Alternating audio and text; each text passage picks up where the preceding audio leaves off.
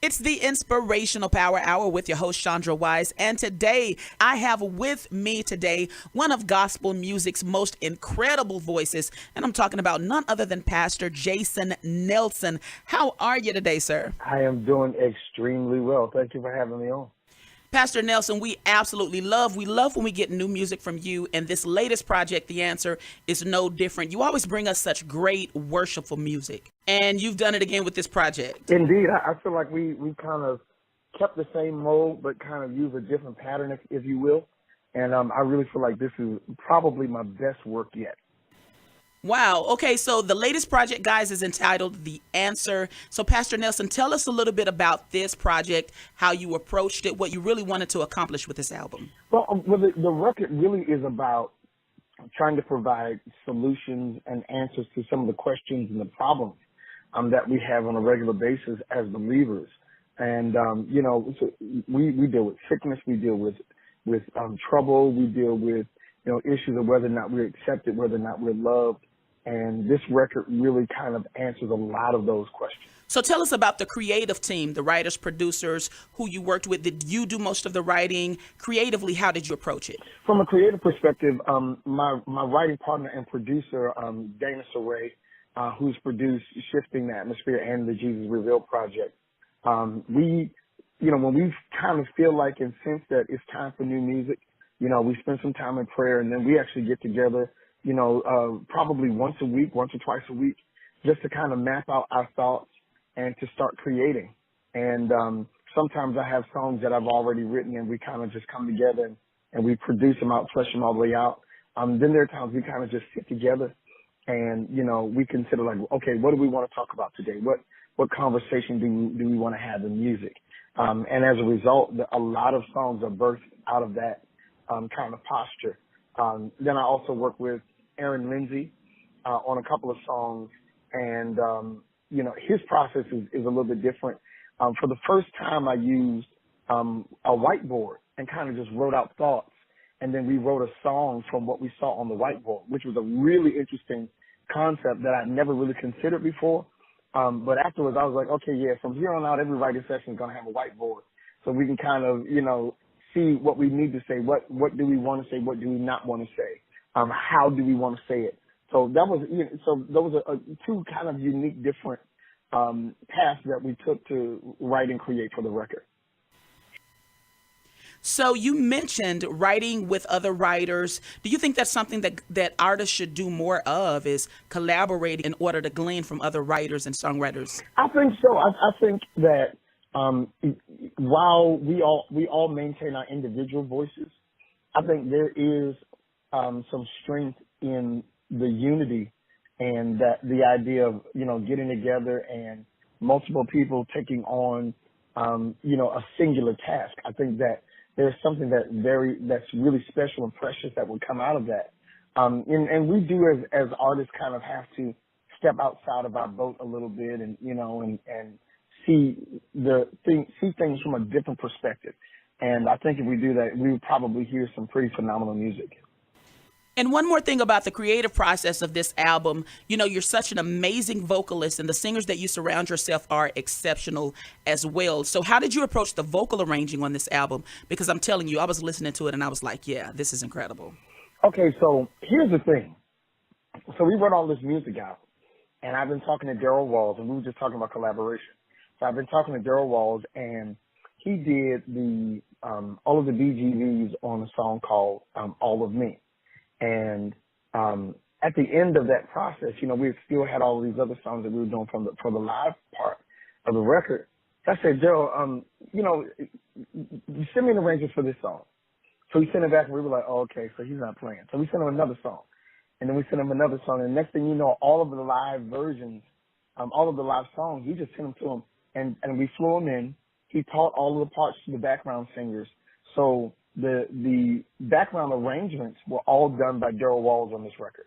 And they are, like, incredible. And that does not surprise me one bit. We love Daryl. He's incredible. He really is.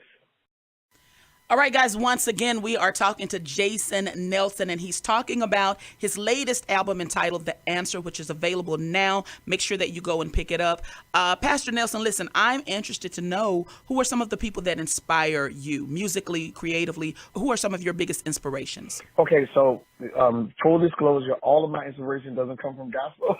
And you know what? That's perfectly fine. That's fine. Okay, cool. So as long as we put that out there as a disclaimer, Fred Hammond has probably had the biggest influence on me as a songwriter, as a singer, as a bass player. Donnie McClurkin, Donny Hathaway, Layla Hathaway, Brandy, Kim Burrell, and then some jazz musicians like Marcus Miller and John Patitucci and Jaco Pastorius. I mean, I'm really kind of a mashup. I'm an amalgamation of a lot of different genres. And then I have a background. I'm a classically trained singer. So I also have, I pull from some of the stuff I learned as a singer and listening to classical music and like Bach and Chopin and Mozart. So a little bit of a eclectic Renaissance kind of record. And I'm kind of a Renaissance kind of person with regard to what I listen to on a regular basis. So, but those are kind of the baseline for what I listen to. All right, guys, make sure that you pick up The Answer by Pastor Jason Nelson. It's available everywhere right now. Now, listen, Pastor Nelson, I would love to ask you this. What would you say to encourage the next generation of gospel artists? I think the key is originality. It's authenticity. That as artists, we right now, because we have a tendency to really love who is out there right now, and in turn, we can, unfortunately, get beyond, producing some of the isms of that person and start emulating to the point of photocopying basically what they're doing. And I think the world gets robbed of the uniqueness of all of these artists that are coming up, that are uber talented, that have a lot of influence. Their sound is very unique, and the world gets robbed of that when we reduce ourselves to trying to be the next anybody. So what I would say to artists in a modern day context is, what God has given you, He gave it to you specifically for a reason. There is strategy behind the Lord giving you the sound that you have. Be that, do that, hone that, build it up, develop it, make it big. And the Lord will open a window of opportunity, a door of opportunity for you, so that somebody else benefits from the level of authenticity that you produce. And I absolutely love that you said that, because I often think about, do you think that that's one of the reasons that maybe a lot of artists or singers may stray away from or may not want to pursue gospel music as a career because they might feel boxed in or feel like they're forced to fit a mold? I think we should be able to create a space where gospel artists can really, really be themselves and continue to push the culture of gospel music. Chandra, I agree with you 100%. I think we do have a tendency to try to, the audience has a tendency to put a demand on people to release something that is not necessarily germane to everybody. And we have to be careful not to fall into that trap. And then, the industry, and this is no slight to you or any radio announcer, but a lot of times what they tend to chase is what they hear or what's popular on radio. And sometimes that gives a frame of reference that's to a certain degree illegitimate. And when I say illegitimate, not that what we're hearing on the radio is illegitimate, but it makes us feel like that's who we have to be, or that's what we have to chase. So we have to be really careful not to fall into that trap, that while you can love what's playing on radio, there is a lane that's specifically designed for each of us to walk through. And like personally, I don't know if I am, one of those people who live in that space I try to create from every, perspective that I have. And hopefully I think I've done that with this record. So that if you like a little bit of trap, it's a song, called The Answer that has a little bit of trap, a little bit of like a Migos kind of feel on it. But we are straight ahead gospel, hymns, the whole nine, and try to give, an eclectic Renaissance kind of sound and not be locked into one particular measure of presentation. And you know what? I appreciate that from you, Pastor Nelson. I think that's a challenge to all of us in the gospel industry to really, really help to create a space so that artists can be themselves.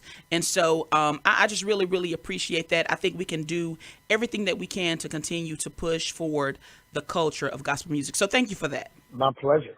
All right, guys, right now we are about to take a listen to the brand new single coming from Pastor Jason Nelson off of his latest album entitled The Answer. You know what, Pastor Nelson, I'm going to let you set this up and introduce it to our listeners. Okay, excellent. Hey, everybody, this is Jason Nelson, and you're listening to my new single, Forever, from the record The Answer.